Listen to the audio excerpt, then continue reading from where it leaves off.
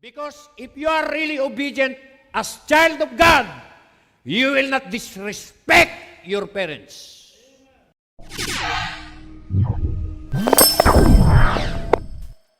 Itutuloy lang natin yung atin pong pinag-aralan at ang una nating nakita is that Jesus makes it clear that Peter will fall. And every one of us can fall. Di ba? And salamat na mayroong pangako ang Biblia sa 37:23 ng Psalms na ang mga hakbangin ng mga mabubuting mga tao, nawa tayo ay kasama doon sa mga mabubuting tao. Sino pa ang aasahan na gumawa ng mabuti at dapat gumagawa ng mabuti, kundi tayong mga anak ng Diyos. Amen? Sabi niya, the steps of a good man are what? Ordered by the Lord. Oh, naka-order na yan. At nawa, kagaya ng sinabi dyan, He is delighted in His way. As the Bible says, you delight yourself in the Lord. You know how the Lord will be delighted in our lives? By applying what we hear. Bakit? Kasi faith is taking God at His word. Without faith, it is impossible to please God. You see? Kaya, it's more than feeling, it's more than emotion. There were times, mahirap gawin ang kalooban ng Panginoon, but nevertheless, we have to do it. And the end result will be joyful. Magiging masaya tayo, hindi mo pagsisisihan yan. Kasi God will always reward faith. Kaya sabi niya, according to your faith, be it done unto you. And faith cometh by hearing. And more than hearing, the Bible says, he that heareth and doeth it. Tama? May pagsubok? Yes. But because you are doing it, you will be like a wise man that build your house upon the rock. Kaya kahit bumagyo yan, at the end of the day, mananatili ka. Kasi, hindi lang mananatili pagpapalaing ka. Kaya sabi ng Bible, mapalad siya na nakikinig, nagbabasa, at gumagawa. Nasa Revelation yan eh. Amen? Chapter 1. Kaya, kung makikinig lamang tayo sa emotion, there were time, the emotion will say, huwag ka nang pumunta, matulog ka na lang, huwag ka nang pumunta, at ganyan, pag nakikinig tayo. Kaya alam nyo, kahit kami mga pastor, pinagsabihan na even in not season. Di ba? Oo. Kaya sabi doon, in season and out of season. You have to preach the word. Amen? Kaya tuloy-tuloy. Napapagal din ang katawan. At salamat dahil sa tulong ng Banal na Espiritu, nakakapagpatuloy pa rin tayo. Salamat sa kanyang mayamang biyaya. Amen? Kaya sabi niya dyan, the steps of a good man are ordered by the Lord, and He delighted in His way. Now, ang sabi sa verse 24, though he fall. Do we fall? Yes. Okay? And do we fall, he fall, sabi ho dito, he shall not be utterly cast down. Okay? There is always hope. Amen? For the Lord, what? Upholdeth him with His hand. Amen? Naalala niyo yung sinabi doon sa John chapter 10? Hawak tayo ng Diyos sa kanyang kamay. Ang Ama na dakila sa lahat, hawak kayo. Ako din, hawak ko kayo. And beside from that, sabi doon sa Ephesians, we are sealed by the Holy Spirit. Yung mga possibility na pwede nating kalaglagan ay sinilyuhan ng Banal na Espiritu. Amen? Kaya, safety tayo sa kamay ng Panginoon. Kaya sabi niya dito, the Lord upholdeth him with His hand. Amen. Ayun me? So, yung una nating makita dito sa tinatawag na magandang kinabukasan, ay talagang darating tayo. And it's very clear. Sinabi niya kay Peter na when thou art converted, okay, when you repent and you come back to me, kahit na ikaw ay bumagsak, makakabawi ka. Amen? Now, pangalawa na makikita natin dyan, God has made the provision for the cleansing and restoration. Okay? God has made provision for the cleansing and the restoration of those who fall into sin. Ano yung mga provisions na yon? Okay? Ano yung mga provisions na yon? Mga kapatid, it includes, listen, confession. Okay? It includes confession. It includes repentance. And it includes forgiveness. Tatlo po yan. Confession, repentance, and forgiveness. When we come clean about our sins and turn from them, the Lord will forgive and what? Restore the fallen one to a place of service and blessing. Look at your Bible in 1 John 1:9. All right? 1 John 1:9. The Bible says, if we confess our sins, He is faithful and just to forgive us our sins and what? To cleanse us our sins. And to cleanse us from all, what? Unrighteousness. Not some, but all. Unrighteousness. Now, kaya importante na katulad ni David nung siya ay nagkasala ng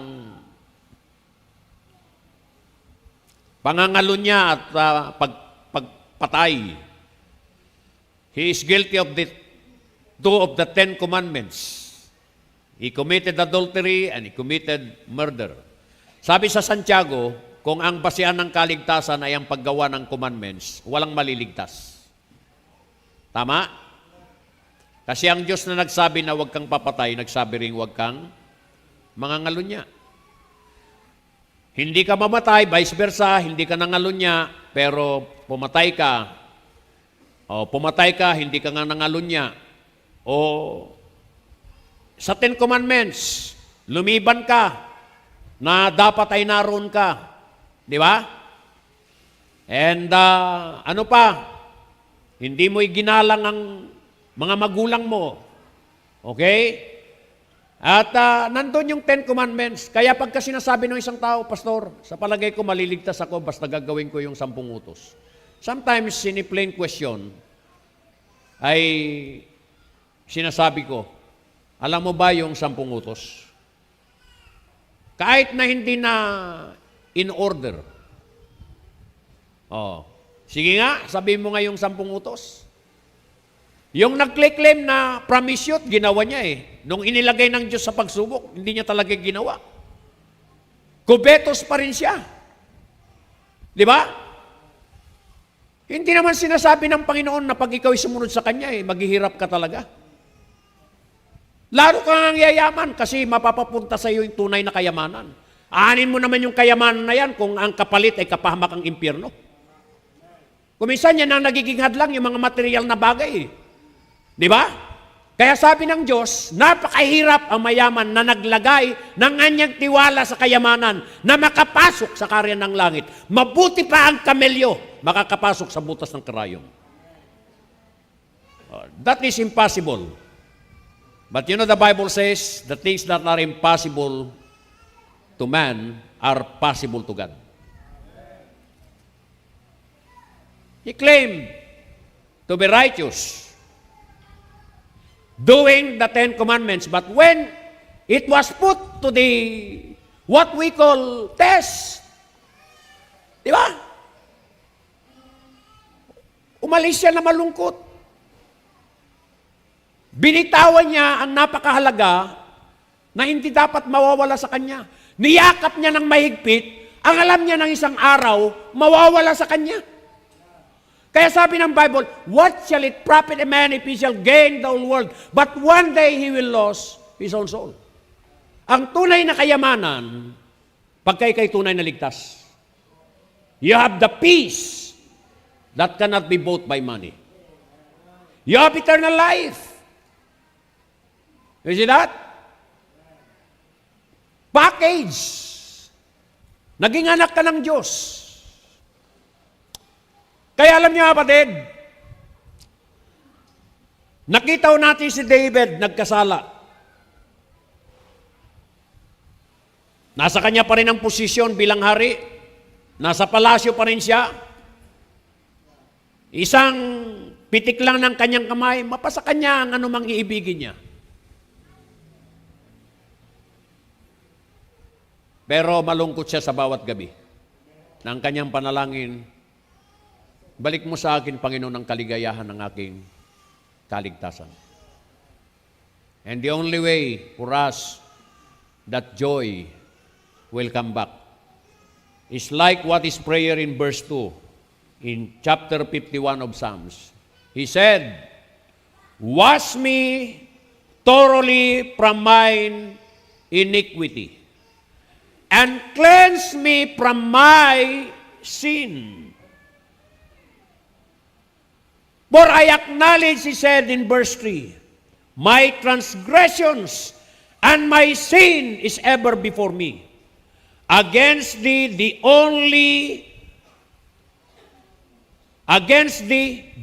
only have I sinned and done this evil in thy sight, that thou mightest be justified when thou speakest, and be clear when thou judgest. Inamin niya na he was shapen in what? In iniquity.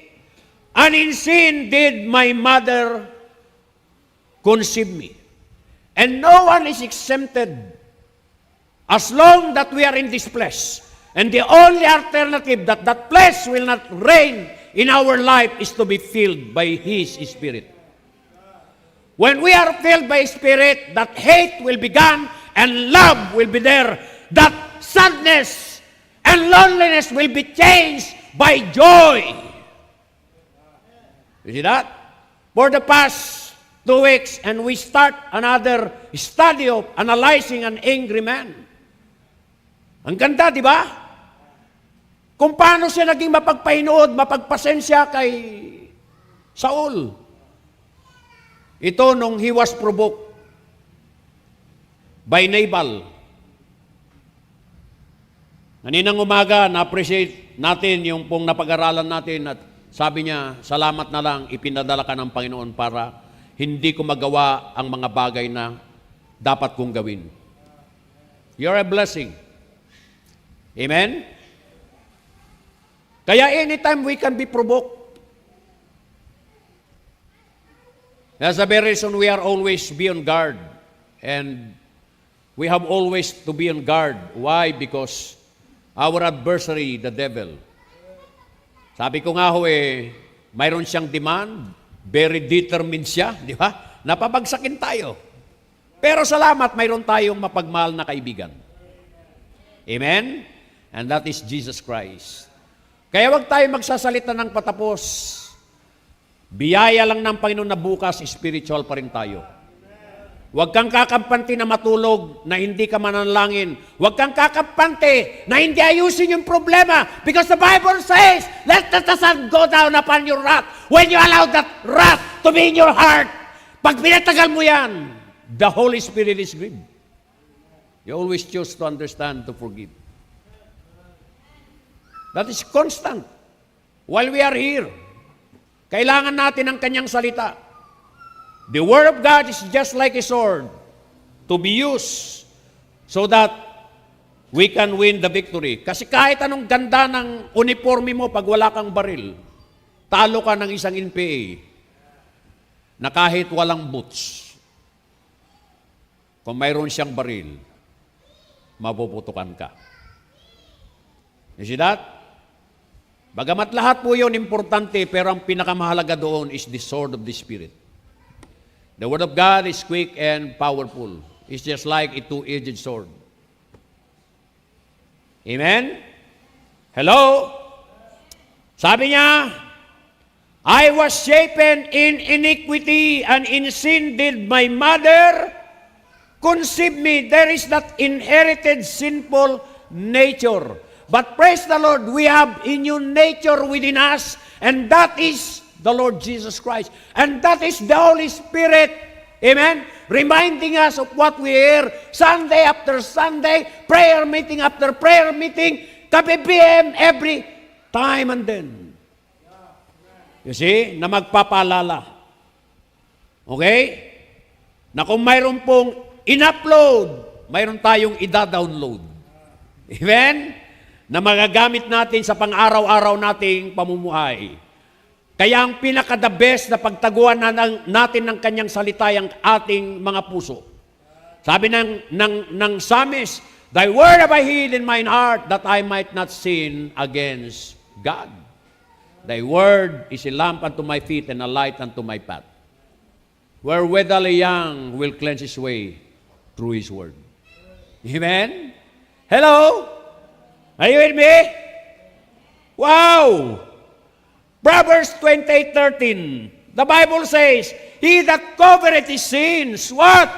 Shall not prosper. Kahit anong husay mong magtago ng iyong kasalanan, kahit anong pagdidinay ng mga buwaya sa Kongreso, even sa Senado, mga kapatid, ang pinuputukan ko minsan ay mga kontraktor, pero sa totoo lang, yan ay mga galamay lamang, may utak po dyan. Be sure that your sin will find you out. You see that? Now, ongoing pa rin ang mga nagaganap sa Maynila. Buti na lang nandito tayo sa probinsya ng Brother Jomer. Habang nagbebiyahe kami kanina, talagang maraming mga nagwawala. Di ba? Oh.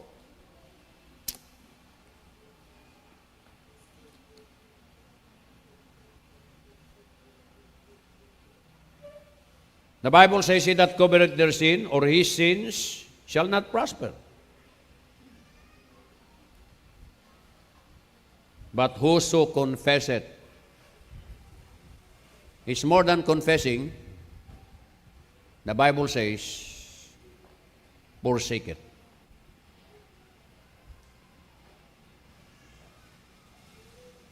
When that woman crying, thinking na mamatay na siya dahil kinote ang batas ni Moses ng sino mang mahuling makagawa ng ganong kasalanan ay mamatay sa pamagitan ng pagbato. At ang sabi ng Panginoon, yeah, I will not disagree on that. Go ahead. Kung sino sa inyong walang kasalanan, di siyang unang bumato. Yumuko lang ang Panginoon. In a certain period of time, tahimik na, wala nang commotion.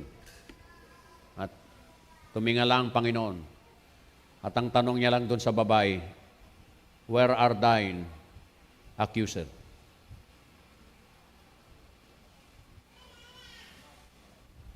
What a relief to be saved from death.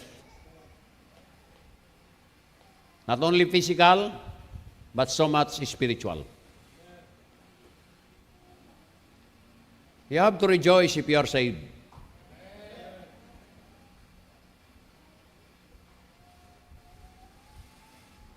That's the greatest that we have in this life. Dito sa mundong ito, we are not exempted sa mga bagay na magpapaluha at maraming dahilan na pwede tayong lumuha. Sakit. I just imagine Ninang Luby na hindi siya makaiga, nahirapan siyang umupo. Bakit? Because of the spine that is decaying.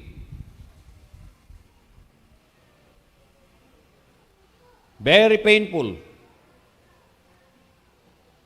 But as I talked to her last night and even today, I talked to her, wala kang bakas na parang nahirapan siya at nalulungkot siya. Ang isang pinanghihinayangan niya lang na wala siya sa pagdiriwang ng anibersaryo. But praise the Lord, if we are saved, there is a place that no more sickness, no more pain, no more crying. You know, sometimes you will cry because of frustrations.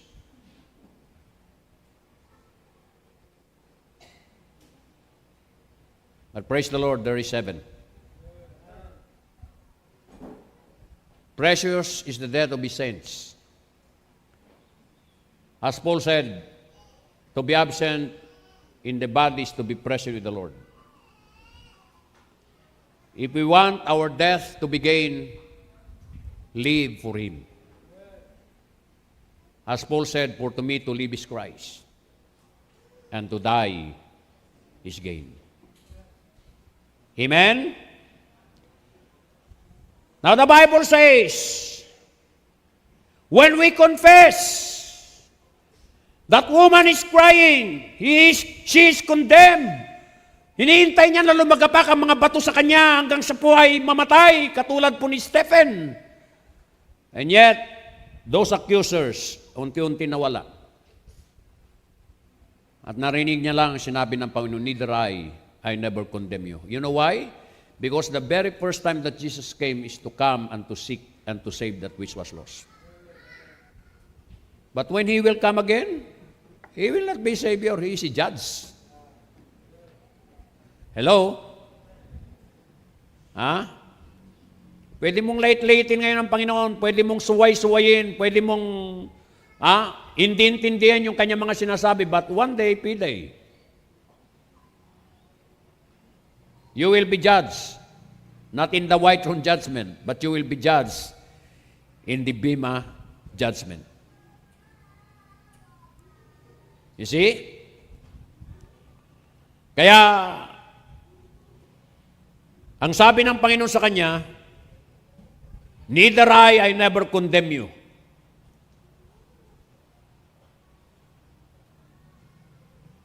When you really receive real forgiveness and salvation, sana wag nating gawing lisensya yan para maging careless tayo sa buhay natin. It's only by His grace. All of us do not deserve that salvation.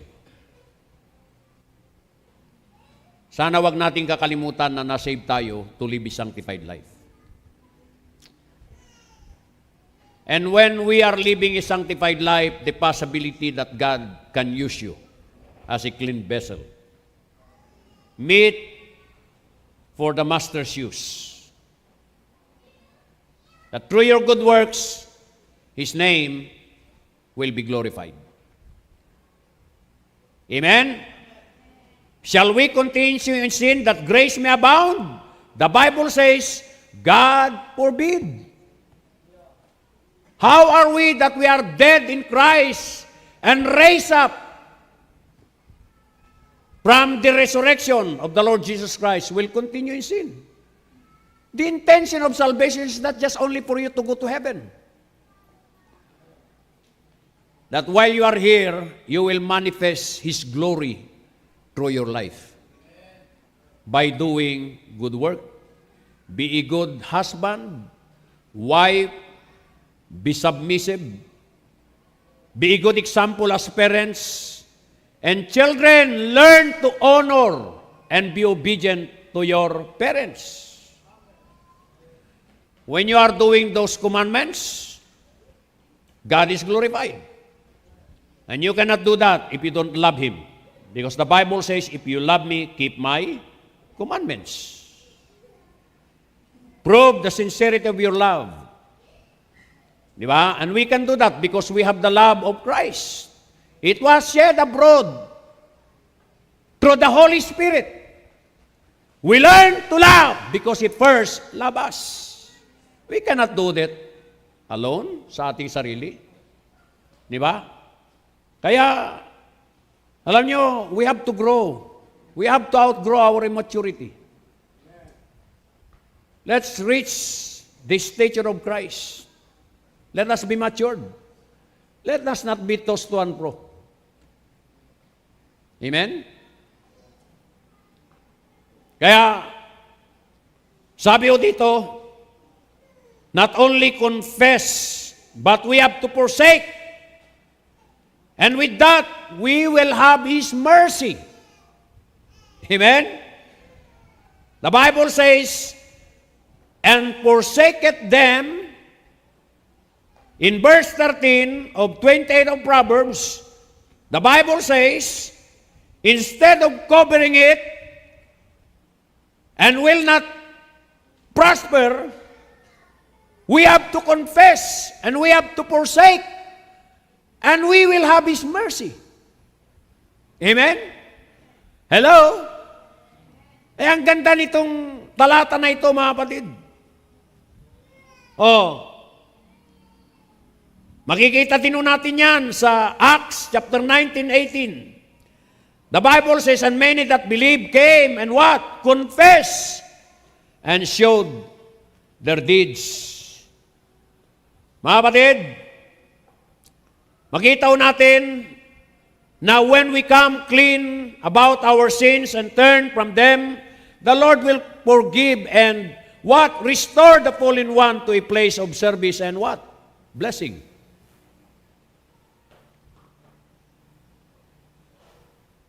Are you with me?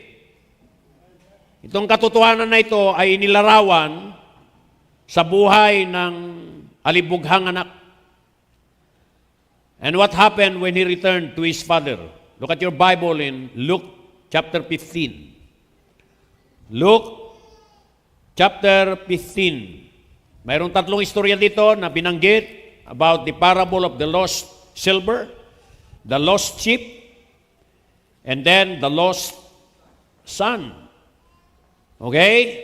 And every time na yung mga nawawala na yan ay nahanapan, mayroong pagdiriwang.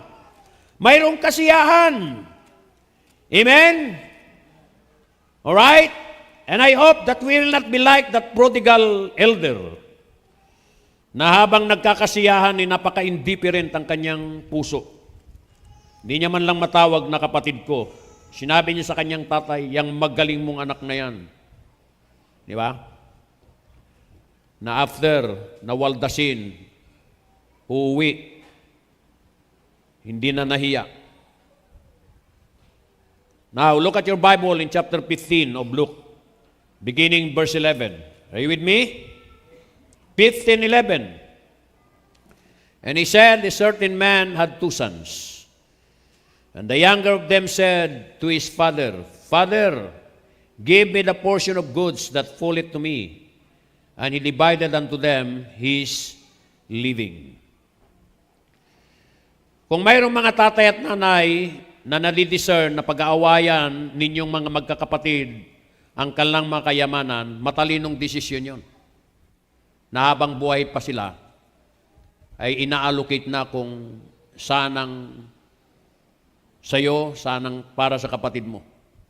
Matalinong desisyon yon.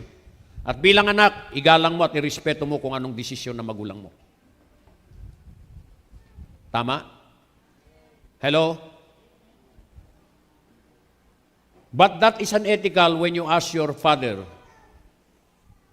to have your portion while they are still living. That's unethical. Nung sinabi ng Panginoon doon sa isang taong sumusunod sa Kanya, at tinawag niya, come and follow me, at sumagot siya, let me bury first my father. At sinabi ng Panginoon, let the dead bury their dead. Now, marami tayong pwedeng mahugot na mga lesson dyan, na pagka mayroong ililibing ng linggo, hayaan mo na yung mga unsaved na patay spiritually, na ilibing nila yung kalang patay. Tama? Hello? Eh ngayon, mag-extend tayo ng understanding kasi minsan ka lang naman maglibing. Pero ang dami namang araw na dapat ka maglibing, bakit yun pa? Yun ay araw ng Panginoon. So, ayan mo yung mga unsaved, maglibing lang ka lang mga patay. Yung mga patay spiritually, silang maglibing ng kalang patay. Di ba? So, kung hindi pa inililibing, make your presence visible, tumulong ka doon, at ipaliwanag mo na kung yan ay ililibing ng linggo, hindi ako sasama. Bakit? Araw ng Panginoon yan. Siguro maintindihan nila yon. More than, doon lang sa sisipot sa panahon ng libing. Na wala naman sa panahon ng lamay. Tama? Doon mo na ibuhos. Para hindi ka makusahan na parang wala kang pakialam. But ang ibig sabihin ng Panginoon na bayaan mo yung patay, ilibing yung patay. Ibig sabihin, pagka ikaw ay sumunod sa Panginoon, huwag mo nang hintayin mo muna yung tatay mo mamatay at makuha mo yung mana mo bago ka sumunod. May inclination na ganoon, na para bang sabi niya, hintayin ko muna yung tatay ko na mamatay at pagka namatay na siya at nakuha ko na yung mana ko, saka na ako susunod sa iyo. Kaya maraming mga talata na magsusuporta na kung magmamahal ka ng higit sa nanay mo at tatay mo kaysa sa akin, you are not worthy as my disciple. Minsan may mga ganong mga factor eh. Tama? Kung tayo susunod sa Panginoon, it's not in your term and in your condition. If you decide not to serve Him, hindi mababawasan ang pagka-Diyos ni Kristo. At kung naniniwala ka na siya'y Panginoon mo, sumunod ka na walang kondisyon. Sige, Panginoon, susunod ako kung. Una, He has the right. He created you and He redeemed you. And by the way, you cannot live without Him. Are you with me? Mga kapatid, itong prodigal son na ito, as we read in chapter 15, kinuha niya yung mana niya. At hindi nagtagal, the younger son gathered all together and took his journey into a far country. Diba? Siguro inayos yung visa niya, punta siya sa ganitong lugar. Maraming pera eh. By the way, para marunong kang maging mapagpahalaga sa pera, paghirapan mo. Ang pera na hindi mo pinaghirapan, madaling mawala, madaling mawaldas. Bakit tinuturuan tayo ng kasipagan? Let him that is stole no more. Tama ba yun? Stole, steal no more. Nagkabaligtad. Thank you, Brad. Galing mo sa English, ah. Amen? Sabi ng Bible, ang tamad, huwag kakain. Upon thy sweat, ye shall eat. And 6 days you will work honestly, industriously, mabubuhay ka. Hindi mo kinakailangang mangutang. Pag mayroong pupunta dito, mangungutang ng pangkain, sabihin ko, hindi mo na kinakailangang mangutang, sige. Ayon, mayroong bagong tambak doon, mayroong wheelbarrow doon, yung mga butas-butas dyan, tapalan mo. Pag natapalan mo yan at napagod ka, punta ka doon sa Glorious Kitchen. Magkakapi ka, may tinapay doon. Libre na yon. At pagkatapos mo magtrabaho at inabot ka ng tanghali, dito ka na rin mananghalian. At pag umuwi ka, may bigas ka. Mangungutang ka pa ba? Hindi na. Pag nagtrabaho ka, hindi ka na mangungutang. Tama yun? Kasi basic need yan eh. Anong basic need? Pagkain. Amen? Kung gusto mong hindi gumastos sa gamot, kumain ka ng healthy. Amen? Kami nila, Sir Jomer, yan, very consistent siya sa malunggay. Ako, very consistent ako sa barley. Every night. Fresh milk. Lagi ko sa Ayan, painitan. Microwave. Mga, kwan lang, 1 minute and 20 seconds. Pag medyo mainit-init na, isang kutsarita ng barley. Iniinom ko yung bago ako matulog. You see? Sometimes, prepare tayo ng kalusugan, tapos kinukontra naman natin yung panalangin natin. Kinakain natin puro bawal. Di ba? Hindi naman tayo nag-exercise. Hindi naman tayo natutulog ng maayos. Natulog tayo ng maayos. Amen? Tanggalin mo yung mga nag-disturbance yan. I-silent mode mo na yan kasi pag tumunog yan, matitim ka eh. Titingnan mo yung notification, magaganahan ka na naman dyan kasi may magpa-pop up dyan. Wala na, sira na yung tulog mo. Kinaumagahan, para kang ngarag. Hindi oras ng tulog, tulog ka. Bakit? Yung dapat tulog ka, hindi ka natutulog. Hello? Are you with me? Kaya alam niyang pinakamaganda na natutuwang Panginoon? Pag humingi tayo ng talino, wisdom. Sometimes we don't have the wisdom eh. Di ba? You have to sit down and think. Bago ka gumawa ng isang bagay, tingnan mo ang pros and cons. Hello?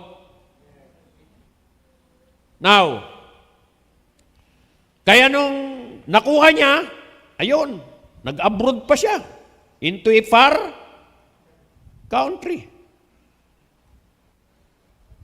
And there, look at this, wasted his substance with what? Riotous living. And when he had spent all, there arose a mighty famine in the land, and he began to be in want. And he went and joined himself to a citizen of that country, and he sent him into his field to feed swine. In verse 16, and he would fain have filled his belly with the husk that the swine did eat, and no man gave unto him. And when he came to himself, he said, how many hired servants of my father's have bread enough and to spare, and I perish with hunger? He said, I will arise and go to my father, and will say unto him, Father, I have sinned against heaven. Hey, listen. When you are committing sin to your father, you are committing first sin to your God. Because if you are really obedient as child of God, you will not disrespect your parents. That's only result of your hindi magandang relasyon sa Diyos. Kasi ang kagandahan ng relasyon natin sa Diyos, nakikita na yan, how we relate with other people. Even to the, not only neighbor, even to your enemy. Kaya nga mayroong high road principle. Pag sinampal ka, ibigay mo yung kaliwa. Kung sa kanan ka sinampal, kung sa kanan ka sinampal, kaliwang ibigay mo. Baka nga hindi na itutuloy pagka relax ka lang. Iniyak mo na lang. Pero kung sinampal ka, buntal naman ang gusto mo. Tapos yung binuntal mo, nasaktan, kumuha ng kutsilyo, kumuha ka din ng baril, wala na. Hanggang maya, patay na yung nakabilanggo ka, nabangan ka nung anak na lumabas ka ng bilangguan. Tuloy-tuloy. Yung laban ng anak, laban ng magulang, laban na ng anak, laban na ng tribo. Di ba hanggang ngayon, mayroong ganyan sa Ipugaw. Di ba yung mga pag-uugali na talagang hahantingin ka pagka tinira mo yung kamag-anak nila, kahit nasa Maynila ka, pahanapin ka nila. Oh. Ganon yun, hindi titigil. Saan titigil yan? Sa iyo na natuto ng salita ng Panginoon. Sabi niya, pag binato ka, anong sabi ng Panginoon? Tinapayin mo. Hindi matsakaw Malambot, mamun. Amen? Oh. Now, Paano mo magagawa yon kung hindi mo mahal ang Panginoon? Ang manifestation na mahal mo ang Panginoon pagka sinunod mo yung kanyang utos. If you love me, keep my commandments. In every area, how we relate with other people, nakatipindi doon sa nabasa natin ang pag-aralan natin. Hello? Hindi tayo nag-aaral para lang malamnan yung utak natin. And we will be like a Dead Sea. Punong-puno tayo ng kayamanan pero walang outlet. When God opens an opportunity, that's opportunity for you to apply what you have learned. Paano ka matututo ng pagpapasensya kung walang pagpapasensyahan? Oo. Di ba? Kaya kung minsan talagang naggagasgasan tayo. Pero sana, tumatalim tayo. Nagiging mahusay tayo lalo. Keep on growing. Amen? Hello? Kaya tingnan nyo, hindi pa siya nakakarating, kinontemplate niya na. Salamat, nandun pa rin yung reasoning niya. He came to himself and he said, how many? Oh, this will I do. I will arise and go to my father and will say unto him, Father, I have sinned against heaven and before thee. And I'm no more worthy to be called thy son. Make me as one of thy hired servants. Ang kagandahan ng pinakamagandang doktrina ng mga Baptist dahil nasa Bible, eternal security. Once you are a child of God, you will remain as a child of God. But a child of God will come always to a realization. In that downhill of his life, he will always come to a realization. What kind of life is this? I do not deserve these things. I deserve something. Kalaki kong diba? Gusto niyang ituwid. Look at verse 20. The Bible says, and he arose. When you fail to plan, you plan to fail. But when you make a plan, execute your plan. Diba? Plano ka ng plano, hindi mo naman i-execute yung plano mo. Work your plan. Oh. Yung na-drawing mo dyan sa papel na yan, paano mo ngayon i-execute? Nung palabas kami, nakita ni Mama yung bintana. Sabi niya, hindi ba pwede tayo maglagay ng sunroof doon? Bago niya pa sinabi yun, may sunroof yun. Para makapag-preserve ng kunting kuryente. Sabi ko, kaya yung bukas, yun na magiging... Kasi, nag-drawing ka eh. You see that? Tapos yung drawing mo, i-aakto mo ngayon. Di ba? Nung nagplano siya, talagang iniwanan niya yung pigpen. Tumayo siya. He arose. Down siya eh. You have to stand. Get out from that place. That's not for you. You are a son of a king. Your father is waiting. Amen? But look at this. When he arose and came to his father, but when he was yet a great way off, his father saw him and had compassion and ran and fell on his neck and kissed him. Amen? Verse 21, and the son said unto him, look at this. Yung lahat ng plinano niya, ginawa niya. Timbawa, bumaba yung tatay mo dun sa terasa. Nagmamadali siya, buti hindi nadapa sa pagbaba ng hagdanan, di ba? Talagang sinalubong ka, niyakap ka. Why you need to talk? Alam niyo kung minsan, Hindi natin sinabi yung dapat nating sabihin eh. Tingnan niyo kung ano yung inisip niyang sabihin, lumabas talaga sa bibig niya. Sabi niya, Father, I have sinned against heaven and in thy sight, and am no more worthy to be called thy son. Look at verse 22. But the father said to his servants, bring forth the best robe and put it on him. You know, there are things to put off and there are things to put on. Amen? Nasa Ephesians yan, nasa Colossians yan. Pinag-aralan natin. May mga bagay na dapat nating hubarin. At mayroong ipinapasuot sa atin ng Panginoon. The robe of righteousness.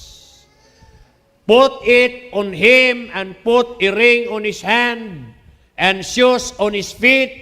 And in verse 20 he said, and bring hither the fatted calf and kill it and let us eat and be what? Merry. Why? Because this my son was dead and is alive. Again he was lost and is found. And they began to be merry. Amen? God has made a provision for the cleansing and the restoration of those who fall into sin. Although sinabi na ng Bible na magpo-fall tayo. But there is a provision. Only that we will confess, only that we will repent, only that we will claim His forgiveness.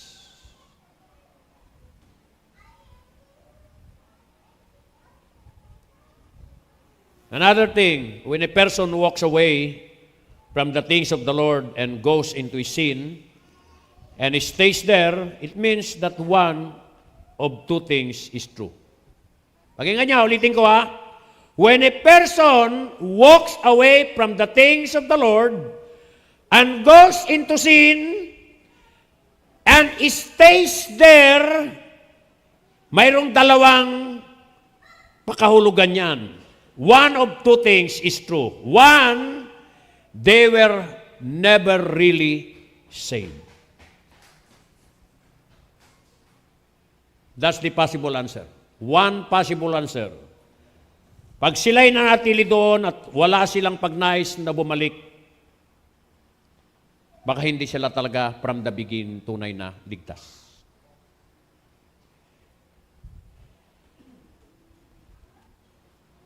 First John 2:19. Look at your Bible. They went out from us, but they were not of us. For if they had been of us, they would no doubt have continued with us. But they went out, that they might be made manifest that they were not all of us.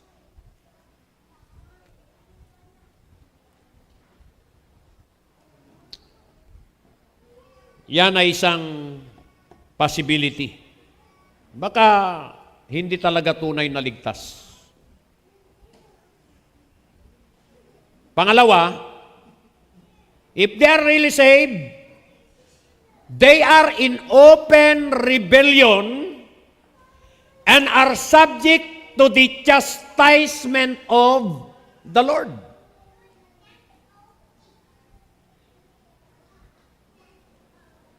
Ulitin ko, kung sila ay talagang tunay na ligtas, mayroong pamalo yan. Now, alam nyo, hindi lahat ng pamalo ay ikaw ay masasaktan physically. Yun lang, hindi ka masaya sa kalalagayan mo. Indication yun na ligtas ka. Kasi alam niyo ang tunay na saved, hindi magiging masaya sa mundo yan. He will not.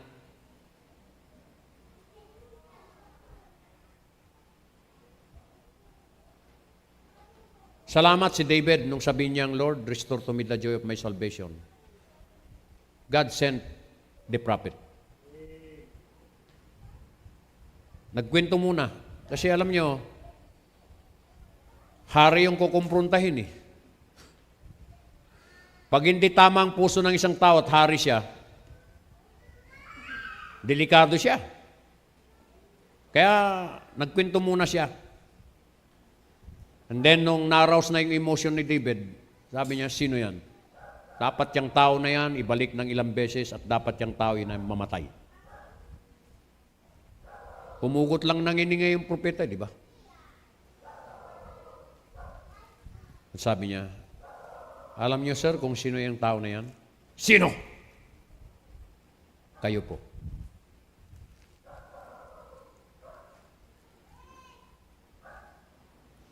Mabigat kung minsan makumpronta.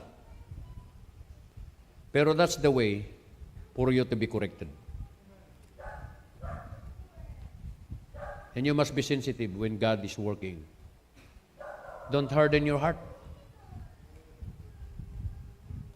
Amen? Hebrews chapter 12, 6 to 12, please. For whom the Lord loveth, He chasteneth, and He scourgeth every son whom He receiveth. If ye endure chastening, God dealeth with you as with sons. For what son is he whom the Father chasteneth not? But if ye be without chastisement, whereof are all partakers, then are ye bastards, and not sons. Furthermore, we have had fathers of our flesh which corrected us.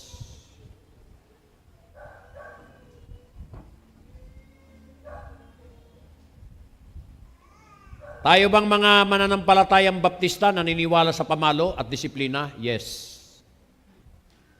Against tayo sa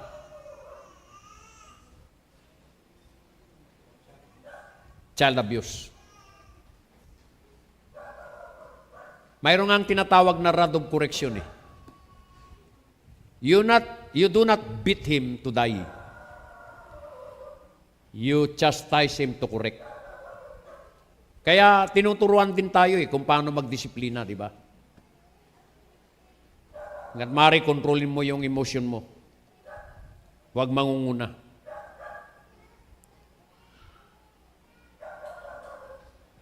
And the more na tumatanda yan, nagiging iba yung mga pamamaraan. And lahat, halos ng anak natin ay nakatikim ng pamalo. Yung iba, magkikwento nga. Hindi pa nakakapili. Hindi na multiple choice. Lahat ng pamimilian, dumapo sa kanya. Di ba? Nabali yung hanger. Nabali yung tabo. Kung ano yung madampot, yun. Di ba? May time na si Brother Aloy, ewan ko nakikinig siya. Talagang pumunta yan sa church, ayaw niya nang uwi ng bahay, iyak ng iyak. Kasi mula doon sa Luna, hanggang doon sa bahay na hindi tumigil yung nanay niya na hinahampas siya ng walis tingting. Hanggang naubos. Kita mo talaga, may mga latay-latay siya. Sabi ko, bakit? Ba't ka pinalo? Hanggang nagkwento siya. Dapat umuwi na siya, gabi na, hindi pa umuwi. Kasalanan mo eh.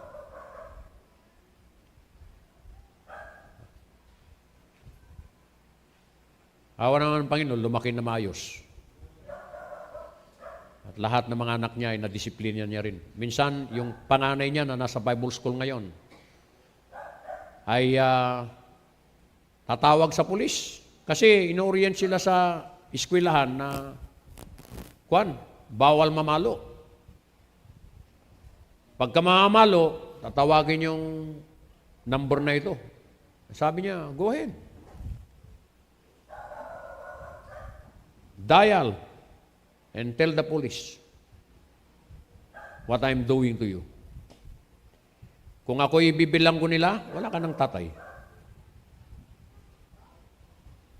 Nagagalit ka ba sa akin dahil dinidisiplina kita?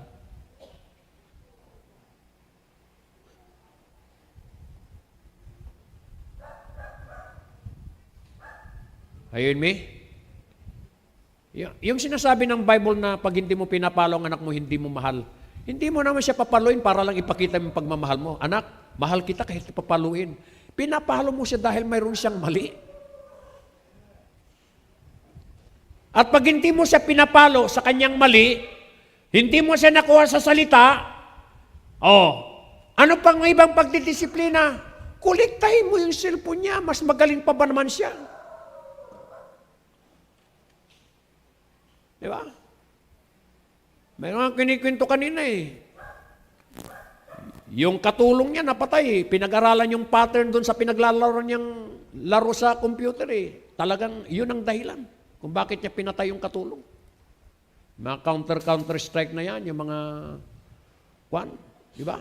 Kaya mayroong mga shootout sa eskwelahan doon sa Amerika.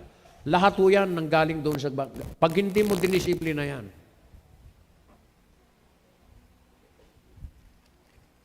sabi nga, pag hindi mo pinayak ang anak mo sa kanya mga mali at hindi mo dinisiplina, isang araw, ikaw ang iiyak. At sasabihin mo, saan ako nagkulang? Ginawa ko lahat, ibinigay ko lahat. Yun yung pagkukulang mo. Hindi mo iniwanan ng gawin niya kasi cellphone na lang ng cellphone. Hindi mo kinulikta. Di ba? At hindi mo hinayang hugasan yung kanyang pinagkainan, linisan niya yung kanyang pinagtulugan. Mamatay ka na lang, wala pa siyang natutunan sa buhay.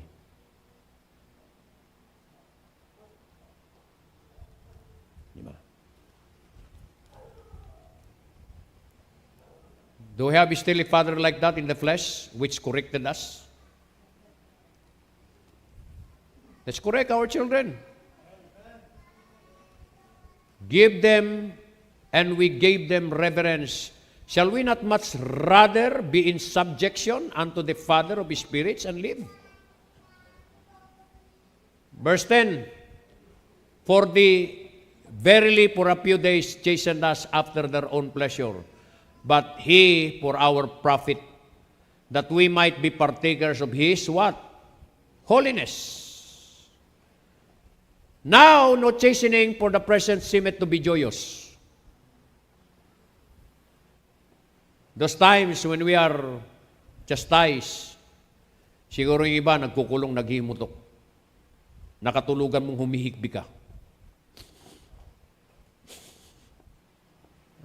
Naranasan natin yun.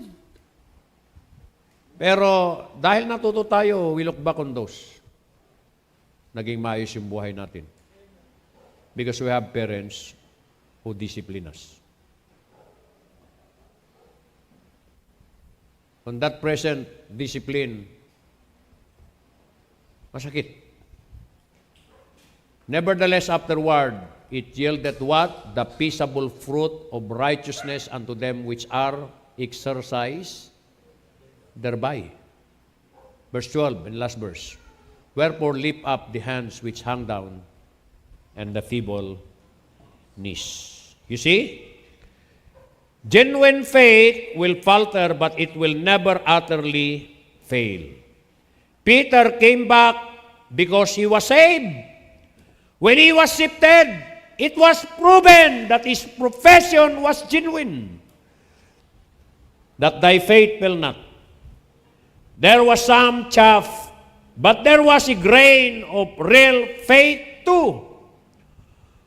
Kaya pagka ang mananampalataya falls into sin, those who genuinely love them will seek to restore them. Galatians 6:1 and 2, please. Brethren, if a man be overtaken in a fault, ye which are spiritual, restore such an one in the spirit of meekness, considering thyself, lest thou also be tempted. Bear ye one another's burdens, and so fulfill the law of Christ. They will not condone or support their sinful actions, but they will not abandon them completely either. Tonight,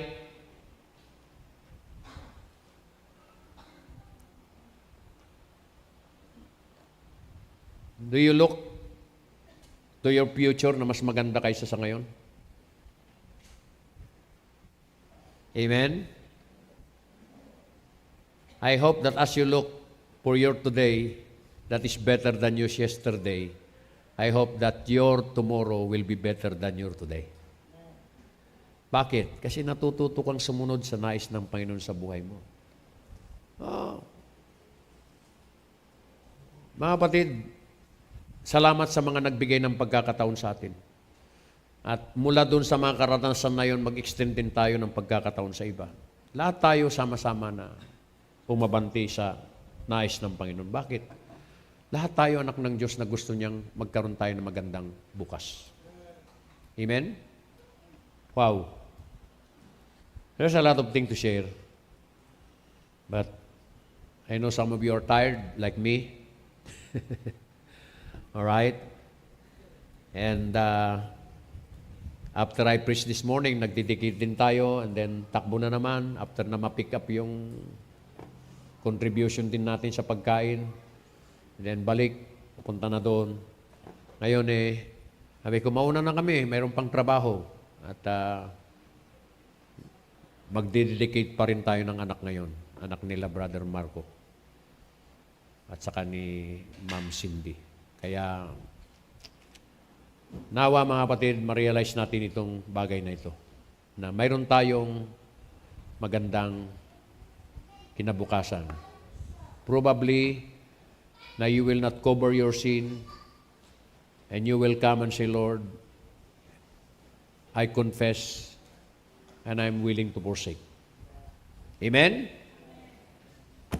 Tayo po'y tumayo, tayo po'y manalangin. Dakilang Diyos, maraming salamat po muli sa inyong mga salita na siyang aming napag-aralan, and truly everyone need a revival. And thank you that you used the life of Peter. Nakita namin na mayroong kalaban, napakadeterminado niya, at salamat na mayroon kaming kaibigang katulad nyo, at nawa po, ingatan namin ang pagmamatas at pagsasalita ng patapos na hindi mangyayari sa amin, katulad ni Pedro. Biyaya nyo lamang, Panginoon, kailangan namin ng inyong biyaya. At lalapit kami at sabihin namin, Lord, tulungan niyo po kami upang hindi masira ang aming pong magandang kinabukasan. Nanawa po ay ang aming inaharap ay mas magiging maganda as we learn to obey you.